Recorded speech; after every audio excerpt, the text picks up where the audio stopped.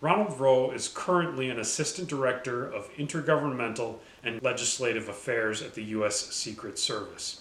He previously served as a Senior Policy Advisor at the White House and Office of the Director of National Intelligence during the Obama administration. Over the span of his career, Assistant Director Rowe has proven himself a very capable leader and has considerable experience implementing organizational change. Among other capabilities, Director Rowe has developed skills related to crisis management, all-source intelligence analysis, cybersecurity, and homeland security.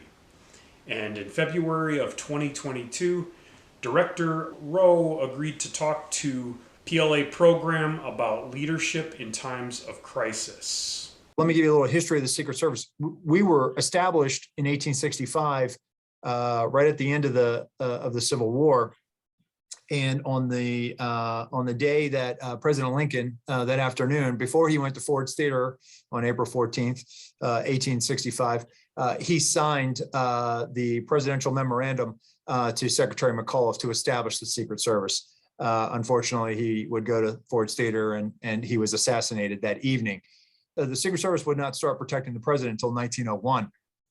We were originally founded as the first federal investigative law enforcement agency. At the time, there was no FBI. The FBI would be born out of the Secret Service in 1908 when we detailed some agents over to the Attorney General's office, and that began the Department of Justice. So prior to us, really from 1865 on into the early 20th century, we investigated everything, the earliest forms of human trafficking, civil rights violations. One of our big cases was against the Ku Klux Klan in the post-Civil War era with construction. So we really did it all. And then all of a sudden we get this presidential protection thing. And today that's really what we are known for. That's our most high profile mission that we do, but we have an expertise in financial crime, cyber crime, money laundering, and of course we still do counterfeiting of U.S. currency, which is primarily an overseas thing.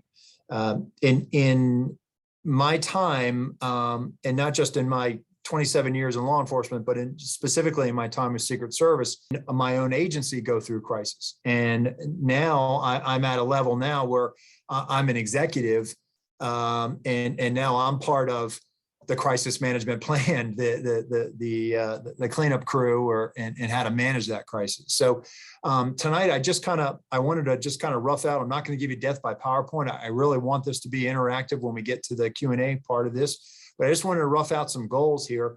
And I'm not in the habit of reading PowerPoint slides back to folks, but these are the high points I wanted to hit. And really the takeaway that I want to hit is,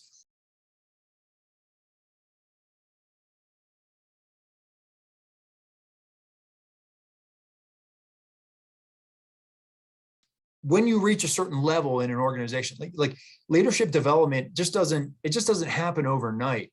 Like they don't put stripes on your sleeve or bars on your shoulders or stars or whatever the rank is, and all of a sudden they wave a magic wand and now you're this all-knowing person. Like you have to work on that throughout your entire career. And I reflect back at all the experiences that I had done, even as a local police officer, as a rookie police officer, all the way up into my time on the president's detail.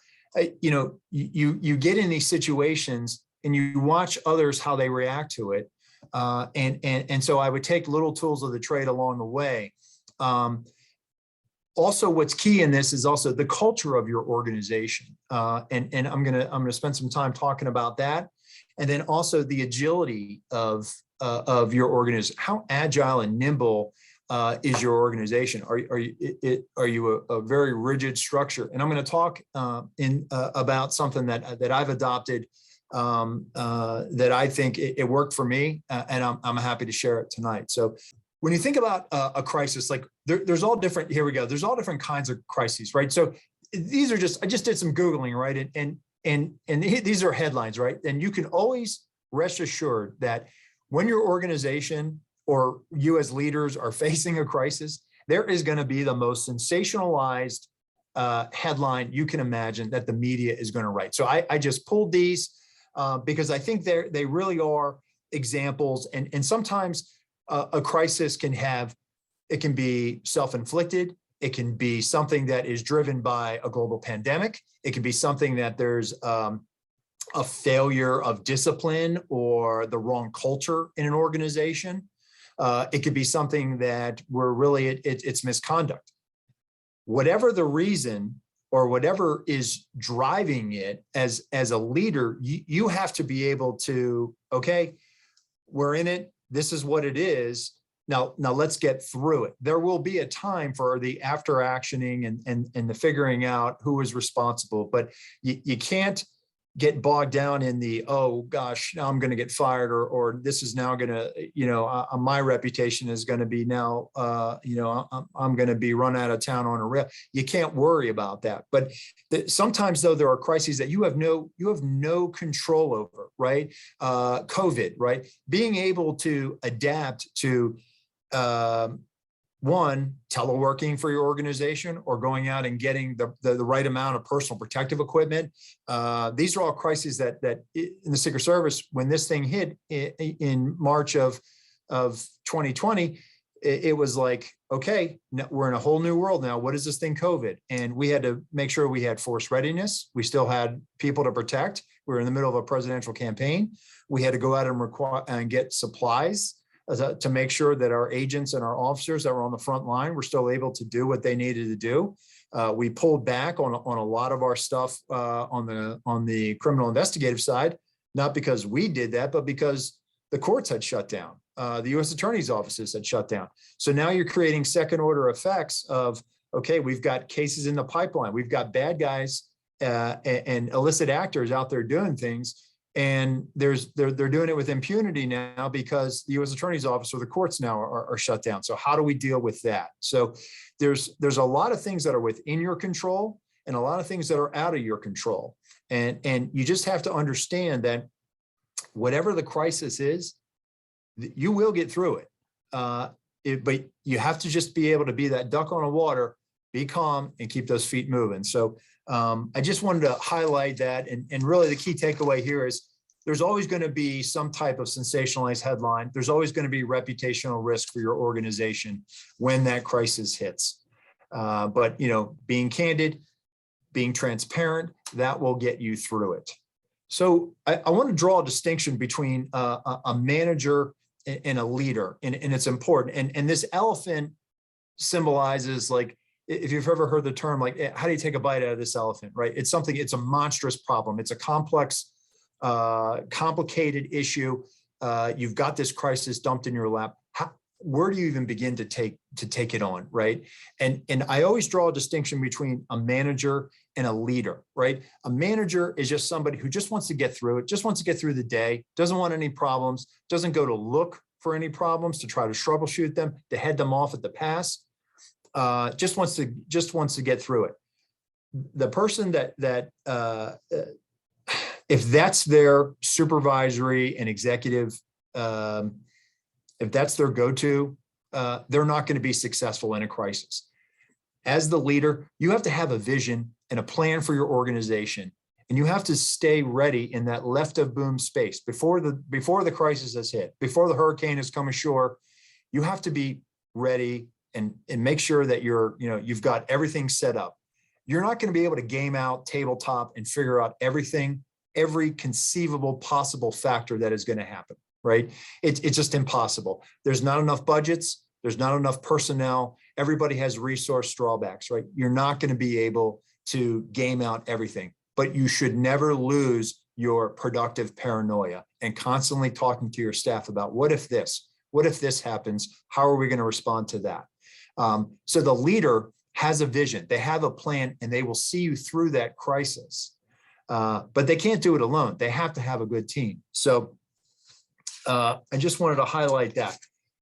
So this was very intriguing to me. So Harvard Business Review a few years ago, you can see I sourced it there in 2016. They went back and did a 10-year longitudinal study about hey, great executives, what do they do? What do they know? Right. And they kind of looked at some of the common traits. The number two thing that all CEOs, successful ones, that they had was they were decisive. When you're faced with that crisis, and I have been in, there have been many times where you've seen it. Maybe you've seen it. I know I have seen it, right? Where people get down in the weeds and they get analysis paralysis. And I always revert back to Colin Powell, former General Colin Powell. And he had this 70% rule. He said that if I have 70% of the information and I think that I've got enough to be successful in what I'm about to do, I'm going to move out and do it. And what he's basically trying to say is, this is where perfect becomes the enemy of good.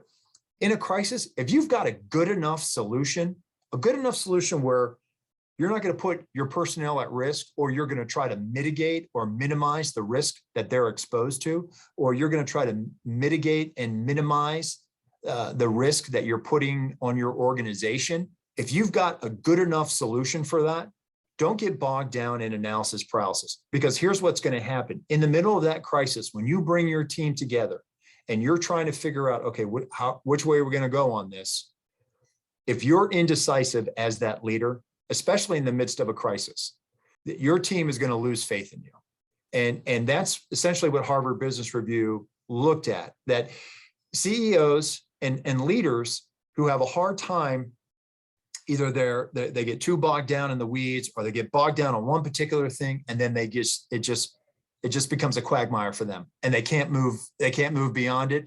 And then all of a sudden now it creates more and more stress, creates more and more problems for the organization. More crises or second order effects start to pile up, and you're still bogged down trying to knock down this first bogey. Be decisive. When you're sitting in that boardroom, or when you're sitting in that whatever conference room, and you're trying to figure out how are we going to wrap our arms around this problem, this crisis, be decisive. Get all the facts, ask questions, be inquisitive. Just don't delegate everything down to others. Make sure that you're asking the right questions. And when you feel that you've got enough information, trust your instincts, trust your gut. Don't let perfect become the enemy of good, because the decision point will pass, and then it's just going to create second order effects for you. Colin Powell wrote a book about this, and it was one of his leadership traits. And so I highly recommend it. But the gist of it is, if you got 70% and you think you got enough, and go for it. And so that's the takeaway on that. Be decisive. Team of teams. And so this is where I'm talking about organizational agility. In 2015, I was tapped to go out to Ohio, and I was in charge of a national special security event, which is basically a high profile event. It was a political nominating convention in Ohio. It's an event that's designated by the Department of Homeland Security as a high profile event, a big targeted event for international terrorism or some other illicit actor. So I was the man on the ground in charge of it. I had a staff and a team, and the way the Secret Service, the way our model for taking on big events like this. We have various subcommittees that work everything from intelligence and counterterrorism to airspace security for counter UAS, to include also health and safety. And so it's the full gambit of everything that we normally do, but we multiply it times 10, and we staff it with state and local partners and other government agency partners. And everybody has a piece of this security plan through a subcommittee, and their staff of subject matter experts. So before I went out there, I was reading this book by General McChrystal called Team of Teams. And the gist of the book is this. When he was on the ground, General McChrystal in Iraq, going up against the insurgency, the challenge that he had, he was running JSOC in Baghdad, and the insurgency was basically they were blowing up things. They were hurting the Iraqi people. and with the organization that he had, and the resources that he had, his structure was very, very vertical, right? Very top down. It wasn't very agile. And so early on in his book, he throws up this this graphic, right? And it looks like a very poorly drawn football play with X's and O's going everywhere and arrows. And basically what he's saying is that, look, problem sets today are very decentralized. They're not in that nice, neat, vertical organizational structure, right? Like we're not fighting the Germans in 1944, right? We're fighting a decentralized terrorist cell that has all kinds of different illicit money flows. They have different support from other hostile nations. We can't go with this type of structure. We need to go more horizontal. And so when he figured that out and he started delegating decision-making down to lower levels, making a more horizontal type of structure, they started to get wins. They started to take out high-value targets. They started to capture high-value targets. And by the end of it, they were able to neutralize the leader of the cell. And it was a success story. So I was reading this book and I started thinking about, wow, this might be some way to take on a complex problem, right? Running an NSSC, going up against cyber criminals, right? Or any type of challenge that an organization has.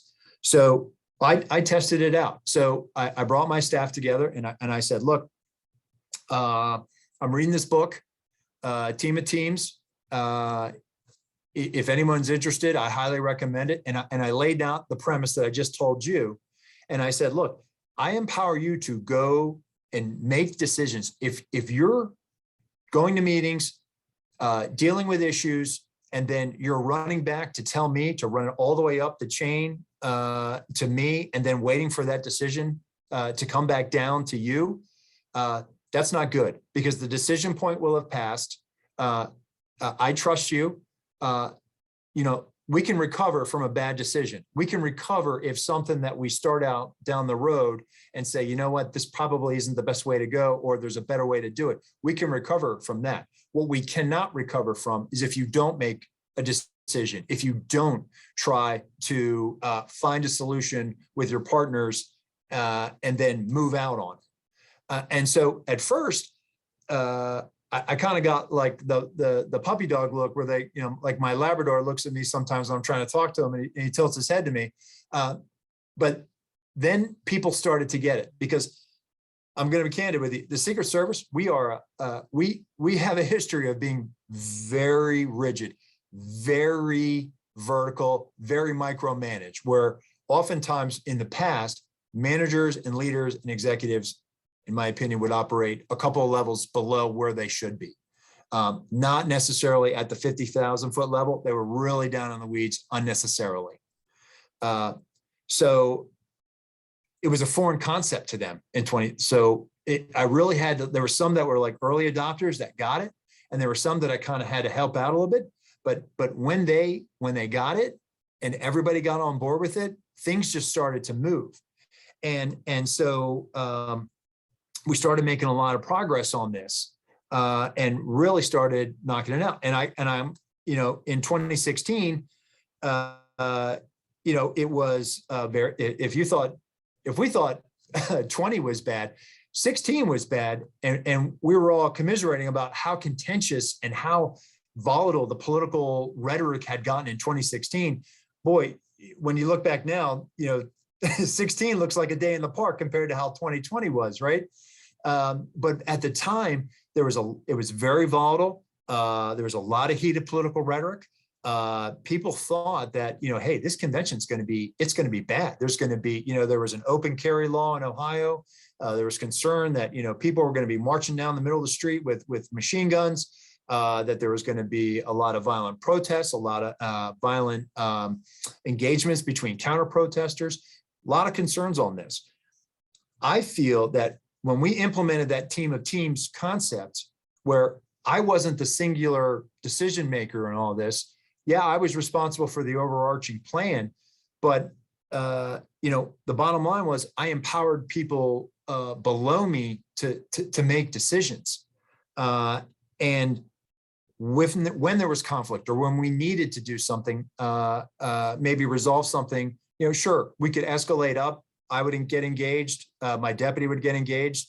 We'd figure out, what the problem was. That really cut down on a lot of pop-up crises that never really reared its ugly head during the convention in 2016. Part of it was because people felt empowered to make decisions. And so as things would pop up, and normally that would have been like, oh, time out. Now we got something going here. We got to stop. No, they were able to adapt. They were able to be agile. Listen, everybody has a plan until first contact. And so as the convention was running, or things would happen, or, we had, a dog sit on a car, and it's like, okay, is it a VBIED? What do we got here, right? And nobody was running back to tell me this thing. They were just moving. All right, listen, this is what we're going to do. This is our plan. Call so-and-so, get the bomb techs out there. Let's do this. And so my point to this is that agility, being an agile organization, is going to help you make it through a crisis. If you try to really micromanage it, or run it from the top, or run it from the boardroom, it's a pitfall. It really is. And I'm not saying that leaders or the boardroom or executives should be completely out of the mix or detached. All I'm saying is try to empower folks on the ground, the operators on the ground, to make those decisions, because they're the ones that are dealing with it, and they're there and you're not. And another interesting story to that was a couple of years ago, when John Kelly was the Secretary of Homeland Security, and he came and he spoke to our folks here at Secret Service, and he was sharing some of his thoughts on leadership. And he shared a story one time when he was in Iraq, and a member of the media asked him, like, and I'm paraphrasing here, but it was like, General, how do you make all these decisions, and he's like, listen, and he was just kind of jokingly, in his typical Boston wit, he was just like, now I'm just kind of messing with this reporter, but there are 7 million decisions that are made every day. I make about 500 of them. The rest of them are made by 18 and 19-year-old, soldiers, sailors, Marines, Air Force personnel that are out there every day doing things, in service to the country. And so I always found that to be, wow, that was really kind of in line with what, McChrystal was saying about how he realized that. So it's something that I have really believed in. It's something that, as I've moved along through the organization, that, to empower and delegate down. And I think in my time, especially when I was a deputy in our Office of Protective Operations, it was always about, listen, I'm in headquarters. I shouldn't be in the weeds with the special agent in charge of the president's detail, or the special agent in charge of the vice president's detail on, the day-to-day operations of the division. They're running those divisions. When it rises up to a level where I need to engage, I'll engage, but I'm not going to micromanage them. And so I have adopted that philosophy, and I think it's something that it will serve you well. Agility and being able to empower folks is going to help you through a crisis. So organizational culture, I touched on this. So your organizational culture, and if you call back to some of the headlines that I showed early on, sometimes it can contribute to a crisis. I know in the Secret Service, we have had our crisis, and part of that was a culture problem that we did not recognize several years ago. We have since recognized it, and we have since made drastic changes. And now there's no doubt as to what our culture is.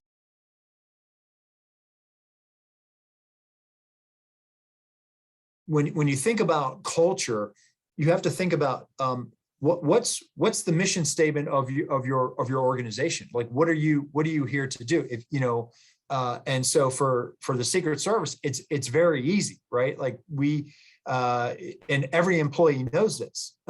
We support and defend the Constitution of the United States. worthy of trust and confidence. That phrase is actually on the commission book that I carry that says that, I'm a duly commissioned special agent in the United States Secret Service, authorized to provide protection to the president and others as directed, and I'm commended as being worthy of trust and confidence. I've memorized that. I've memorized that because I've been in an organization for 23 years, and that has always been our culture, worthy of trust and confidence. Our director has a saying now, it's people first, mission always. And he comes from military, and that is something that the Army has. Our culture is an amalgamation of a lot of different things, but the bottom line is every employee knows what our culture is. We're worthy of trust and confidence. We have a job to do. We do it for the American people. We don't pledge allegiance to a political leader. We pledge allegiance to a constitution. And that's what we do. And we hold others accountable if they break those rules. And it's backstopped in policy. The point to this is that when the crisis hits, right, like every leader has the skill set to be able to navigate calm seas, right? When it's sunny skies and it's nice, pretty much anybody can lead you through that, right? But when the storm clouds approach, it's really important that you have that culture that everybody knows that there's a job to do. And I don't think people question that, right? I think, and I know from the Secret Service standpoint, when we're embroiled in something or there's a complex problem or something gets thrown at us, nobody questions, why are we doing this, right? No, it's because it's who we are, it's what we do. We try not to be in the business of telling no, of saying no to our protectees. We're there to figure out a way for our protectees to do what they want to do, whether it's the president going to a war zone to visit troops on the front lines or going somewhere to go meet with a world leader. We try to figure out a way, how are we going to do this? When a crisis hits, and whether it's self-inflicted like misconduct, employee misconduct or something, now we circle the wagons, we figure out, okay, let's get through this crisis. Now let's figure out what did we do wrong, or what signals did we send that would give anybody the idea that this would have been a good idea to do. And so we hold people accountable. We make sure that everybody knows without a doubt what our culture is. And so culture will enable a crisis, but it can also work to your advantage to get you through a crisis. If you look at any, I don't want to be overly broad, but if you look at some of the scandals that have impacted even private sector organizations, right? Sometimes it's misconduct, sometimes it's a culture, right? But you kind of have to point back to, well, why did that misconduct happen? Was it because there was this, implied culture, this implied that, it's okay, you can do that, right? And so that's why it's very important. Lead from the front, instill those values as leaders, that you set that example. And this is the culture of our organization. And if you, the line agent or the officer or a member of this organization, if you don't think that you can live up to the notion of what we have established in our culture, then perhaps you're not a good fit. And so it's very important to understand that, people know what the culture is, what the message and what the mission of your organization is. And I think that we do a very good job of that in our organization. And I think we've learned from the crises of the past, that we went through. The scandal, the misconduct that we had more than a decade ago was really a watershed moment for us. And I will tell you that now where I sit, and I was in our congressional affairs when that scandal broke in 2012. I'm back as the executive over it 10 years later. And we still get questions occasionally by members about that. And it's always going to be in our Wikipedia page, right? When you look at the Secret Service, right? So you're never going to be able to walk away from that scandal. It's always going to be in our past. That crisis is always going to be in our past, but we will never go back there. We will never allow or enable a culture that even gives anybody the idea that doing something like that it's gonna put the Secret Service in a bad light, and it's going to put yourself in a bad light. So culture is very important, and it's something we take very serious here within our organization.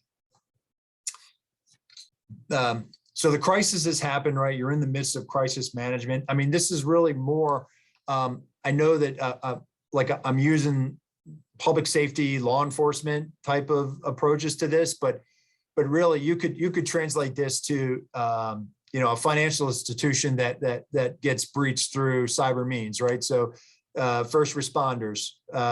So if it's a cyber crisis, you're going to have your network defenders show up first, right? Whatever. But the takeaway here is that when an organization has, right, if the crisis is remote, like if your corporate headquarters or your organizational headquarters is in city X, right, you probably need to send somebody down to the site. You need to get there, right? That's the crime scene, for lack of a better word. You need to send somebody down there, an executive down there, or somebody with enough rank or weight behind them that they're going to give you the first, the real deal on what the ground situation is, right? And then there's, okay, tactical response, right? Okay, does there need to be a leadership change? Does there need to be a personnel change? Do you need to start running an investigation to figure out if it's a misconduct thing, right? These are things that in the crisis, what do people always say, right? It's always the cover up that gets you in trouble. It's not the act, it's the cover up of the act, right? So if you're a leader and you don't recognize that you have a crisis, right? Perhaps it's some type of workplace complaint, right? If you, the leader, don't take action on that and say, no, it's not, that's just so-and-so being so-and-so. They don't mean anything. They're from another generation. They don't mean anything. No, that doesn't fly anymore, right? You need to take action. Perhaps you need to remove that person from the position they're in, right? Or if it's something where, you don't recognize the fact that your product is potentially dangerous to the public, right? Or you maybe you not knowingly, but somebody in your organization falsifies a safety record for a product, right? These are things that you have to recognize and you have to get out in front of, right? So the emergency medicine is, okay, what do we need to do to win back our reputation, our trust? How do we get that? How do we get that back? It could take years to get that back, candidly, right? So when I say this, right, a boom crisis management, this is more for like, okay, you have like an active shooter somewhere, right? That's kind of like what we're based on. But a crisis doesn't have to be something like that. It can be anything that I just talked about. And while this is really geared for knocking down like a kinetic problem like that, somebody who walks into a shopping mall and opens up fire in a food court, that's what you're going to do. But you can apply this type of methodology and logic to just about anything. You just change the word. So if you're not in public safety or public service, you can still bring that skill set to the private sector as well. And so after the crisis, so you have crisis management, and then you have consequence management, right? So that's when, in my world, that's when Congress starts looking at things, right? You start getting hit with requests for information. There's oversight. There's a hearing. That's when somebody is going to be held accountable. Somebody will be fired, and somebody will be named and shamed. Right. So that's how it works in this town. We all know that's the price of admission, and that's just the way things are. But when you're in the midst of that consequence management, and we talked about the crime scene response, it's also going to allow you to give facts back to those oversight folks as well. So when you send that intermediary down there, or that executive, or you get the ground truth from somebody, that's going to also feed you information, and you'll get a better understanding. That's going to play into your media relations strategy, because what you don't want to do is you don't want to turtle up and go inside your shell. Because if no comment, or we don't have anything to say on the record right now, that doesn't work, especially in a 24-hour news cycle, where this probably will survive. If it's a big enough crisis, it's going to survive more than the 24-hour news cycle. It will grow legs, and it will continue to have a drip, a drip, a drip. And unless you get out and get your communicators out or bring in experts from crisis communications into your organization, it is only going to get worse. So sometimes nobody likes going out to the media. Nobody likes taking those questions at the podium, but unfortunately, you have to do it. And I will say this, I always have respect for that organization that sends out the organization head or the executive out there, not the mouthpiece, not the PIO. Although sometimes it may not be feasible to put the chief or the sheriff or some other higher up out there. So you put the public information officer out there. But to me, if it's a big enough crisis, I think sometimes you want to make sure that you have the executive out there talking to them, right? You want to engage the community. They want to know. If you think back to that headline about Loudoun County that from last fall, right? The community had a big sense of outrage about that, right? And it actually played into the elections that fall.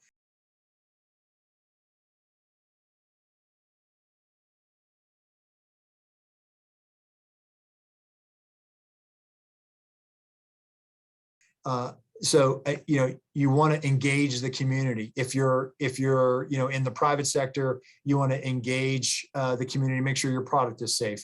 And for us, we would engage Congress. We want to make sure that people understand that we're doing everything we can to keep people safe if they go to a national special security event. So victim services, that's more for, again, that active shooter kind of a approach where, sometimes it's these types of incidents they're very traumatic and you have to help people recover from that. If that crisis hits, your employees are going to also suffer maybe emotionally or mentally from that. I know myself in the dark days of 2012 and then some of the crisis that we had in 2014 on the north lawn of the White House.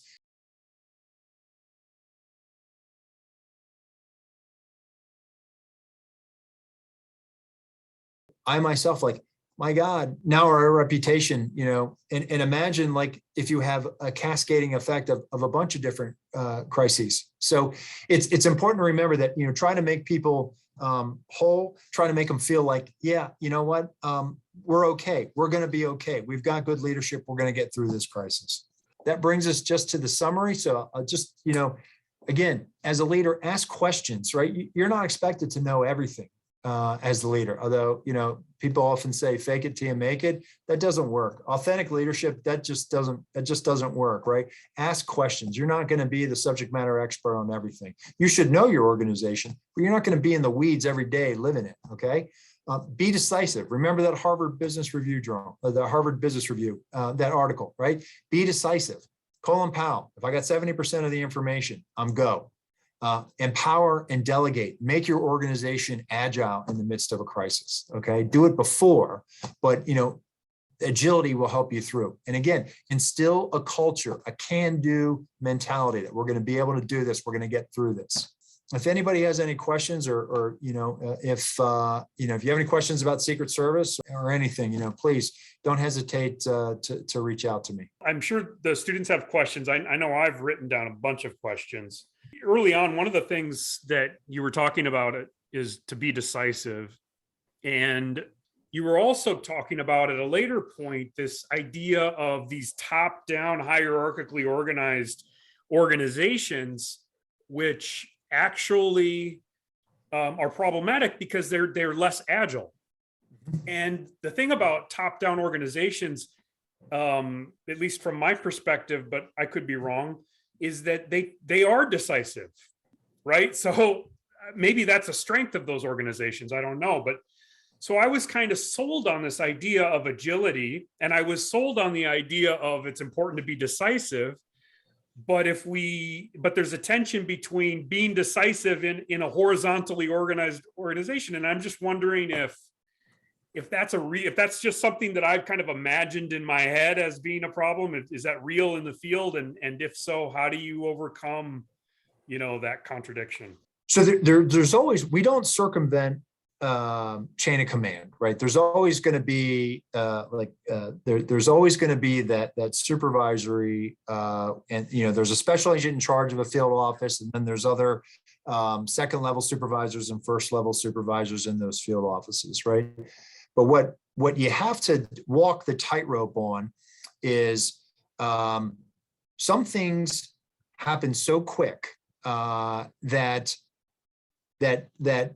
agent in the field has to run it to their GS-14, then to their GS-15, then to the SAC. The SAC's got to call the DAD back in DC. The DAD has to go to the assistant director. The assistant director says, okay, yeah, let's do it. And then it reverses, right? At that point, it becomes counterproductive. And I'll give you a case, an example of this.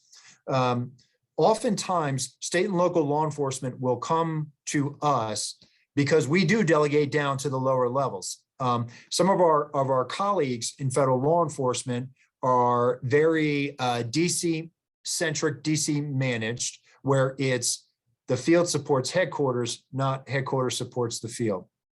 And so if they want to go do something to help a chief or a sheriff out with, help them out with something, they have to run back to DC and ask, for permission before they can help that sheriff or chief do whatever they need to do.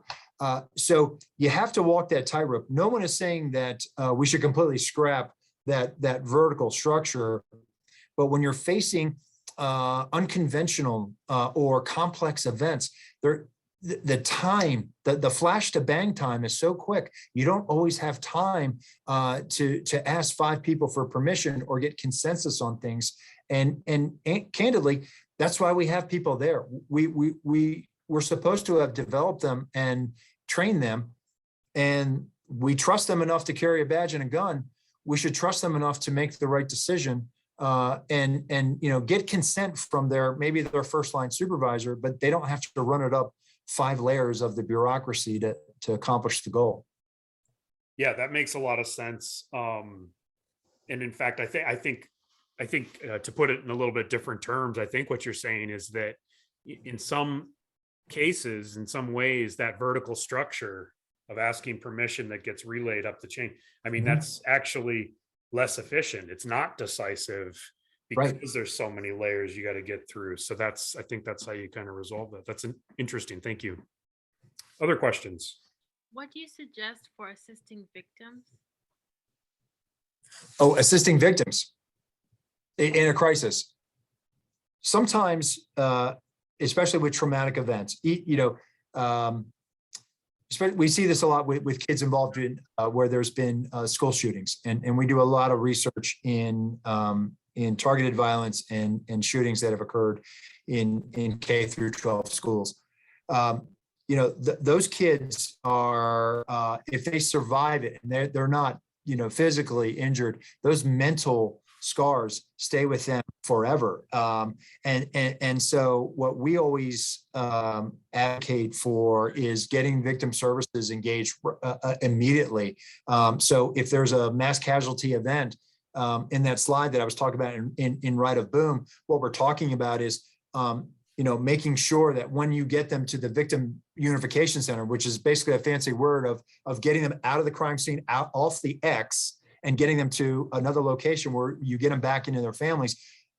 Right as soon as we get them in with their families, that you're using victim services and you're having counselors, grief counselors, or mental health professionals start to provide treatment. And I'm sad to report this is becoming it's becoming too commonplace, and there's a lot of good groups that have come out of a lot of these tragedies, like the Parkland tragedy. They are very vocal about mental health and helping kids that have suffered traumatic events and have gone through a crisis like that. We're not equipped. We're not mental health providers. But we certainly have a lot of partnerships with mental health just because of the number of people that often get fixated on our protectees. So we are big advocates of mental health, trying to get people assistance that they need, especially when they come out of a crisis. Hi. So I had a question. You mentioned that macro management was not, good. It's not ideal for an organization, right? So how would you transition from perhaps an organization that did involve like macro management to, as a leader, how do you empower people through that? Or like, what's the transition to empower people if they were Sure. under like a macro management? Sure. It's micro. I'm sorry if I missed, but it was micromanagement, right? Yes. Okay. Yes. Getting down in the weeds, right? So this is what I was trying to do in 2015, and things that I've done forward in my executive time. It's very hard, right? Because people always look up. They look to the ranking person, right? Like, and they're afraid to speak truth to power sometimes. And so you as the leader have to be able to gain their trust. And you do that by one, you tell them, hey, listen, we're going to try this. And I empower you to make the decisions. Don't be afraid of making a bad decision. Be afraid of not making a decision. And so in 2015, when I'm having these discussions with my staff, I'm telling them exactly that. I trust you. Make the decision. We can recover from a bad decision. And you have to instill that confidence in them. And sometimes it takes a little while, but as a leader, and not just in crisis or anything, but as a leader, you wear many hats. You're a coach. Sometimes you're a psychologist. Sometimes you're a motivational speaker. You have to pull all of that together. And one thing that I really didn't hit on, but you have to have high emotional intelligence, right? Like as a leader, you have to really understand the people that you're leading. And so you have to give them that confidence. And you tell them, hey, listen, I'm going to ask questions, not because I'm second guessing you, because I want to know. So if I ask you questions, I'm not second guessing you. And when you take them off guard, and they're like, oh, okay, they trust me, and you let them run with something. That's how you do it. It's more art than science, but you really have to be able to motivate them and gain their trust, and then give them that confidence. Hey, good evening. One, can you come talk to my chain of command, please? Sure. We'll talk offline. Send me an email. And Oh, Sarah, goodness. I assume you're in law enforcement because I am.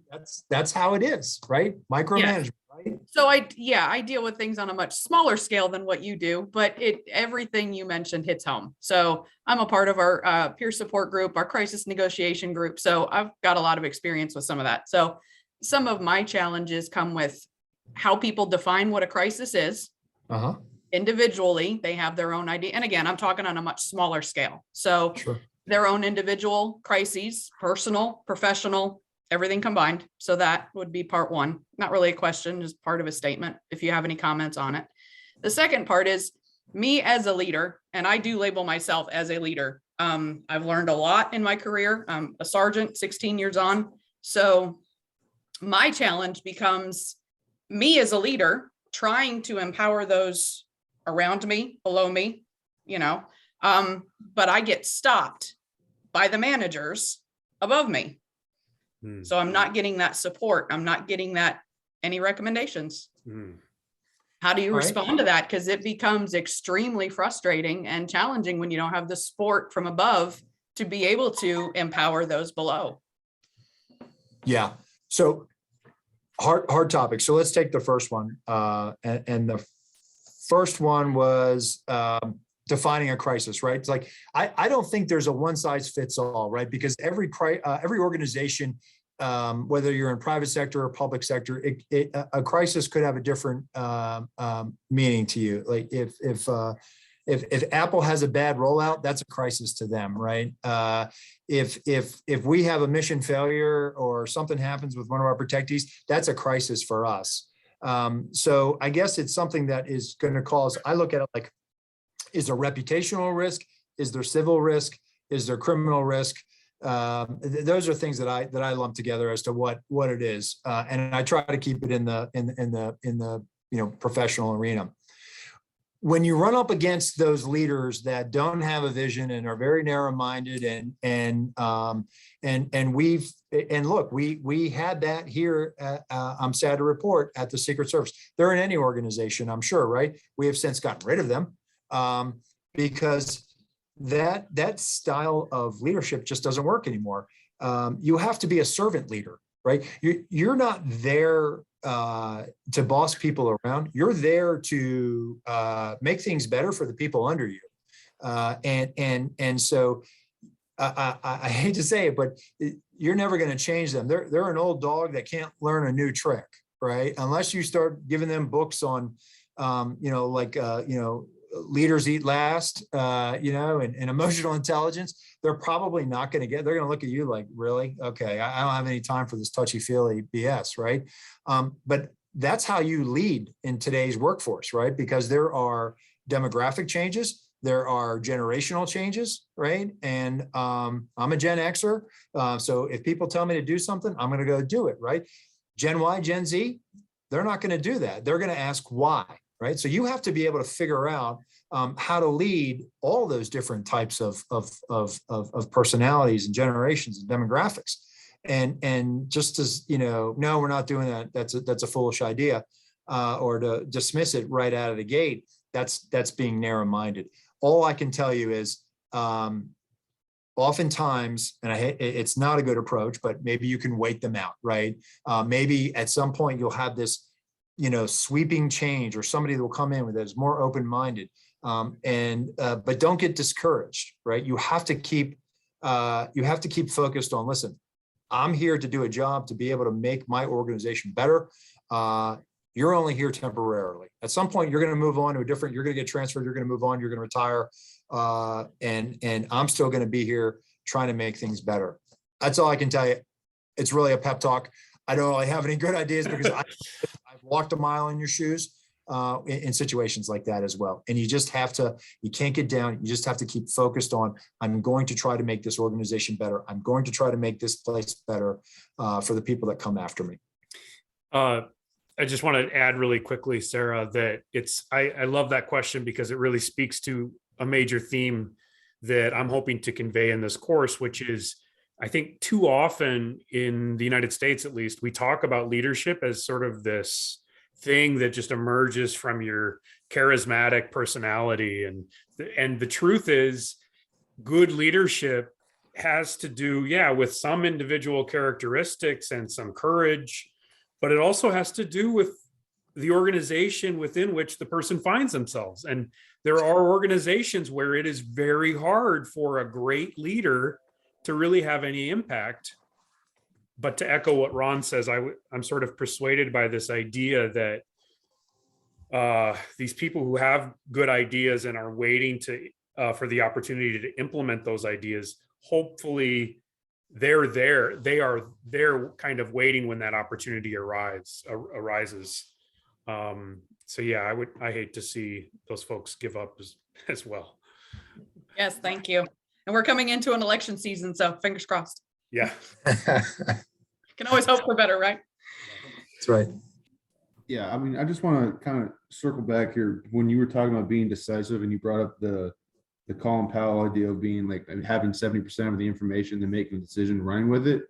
I just wondered if, and I get it's only a number that's kind of just put into terms for the sake of the argument, but do you ever feel that you don't have all the information and then you make a decision without all the information that could really end up making the crisis worse if you don't have all the information based off the decision you made?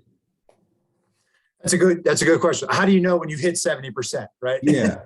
It comes down to the fact that, listen, you know your job, you know your organization, you know your mission, right?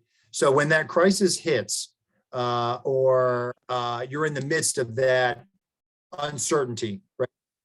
You know what your procedures are. You know what play you're going to run. You know exactly how you're going to respond. You know exactly what the detail is going to do. You know exactly how your organization handles situations like this. The challenge that you have is you don't know what the adversary or what the crisis or what the blowback is going to be, what the cascading effects, the second order effects of the situation is, right? So that's where you rely on your staff and you do a quick figure out, okay, what are options here?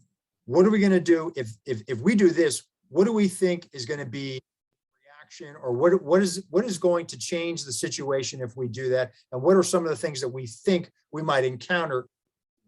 And you do this you do this in the boardroom, you do it, back in your command post or wherever it is that you're running through, and you go around the room and you trust your executive staff and you rely on them to think about, we could do this, we could do this, we could do this. We think if we do that, then this is going to happen. And this is how we'll. This has to happen very quickly. But you have to have those folks in the foxhole with you that are going to give you the best array of options, right? And this is an old movie, but it's kind of like the movie Apollo 13, right? When they're trying to get the guys back, they're running out of oxygen and they're like, hey, this is what they have up here. Go in this conference room, figure it out, and come back and see me. Oh, and by the way, you've got like an hour to figure this out or else they're going to suffocate. Yeah. So in the middle of that crisis, people will the occasion, and you as the leader, you're going to know if you think you've got all the information, and it's something that you're going to feel. It's something that you're going to know based on your experience in the big chair, your time leading the organization, and also it's going to come down to your instincts. And that's where it is. I think back to May 2011, the raid in Abbottabad, Pakistan to neutralize Osama bin Laden. President Obama was faced with that challenge, right? And there was consensus across the people in that boardroom. Some people said, no, it's too risky, we shouldn't do it. Some people said, you know what, let's just do it by drone. And he said, we'll never know if we got them. We'll never know. And plus we could be missing out on some other stuff. He felt like he had crossed the threshold where he had enough information to say, you know what, I green light this, we're going to do it. Ultimately, it comes down to leadership, knowing their organization, knowing all of the people that they're talking to, trusting those people, but ultimately, you're the one making that decision. And if you think you've got enough information to make that decision, then you should move out, not get bogged down. And it takes time to do that. That just doesn't happen overnight. That is years of knowing yourself, knowing your organization, and trusting the people that you have around you. And I think to some extent, I don't know I want to say this right, but having room within your organization and within your people and your team to make mistakes.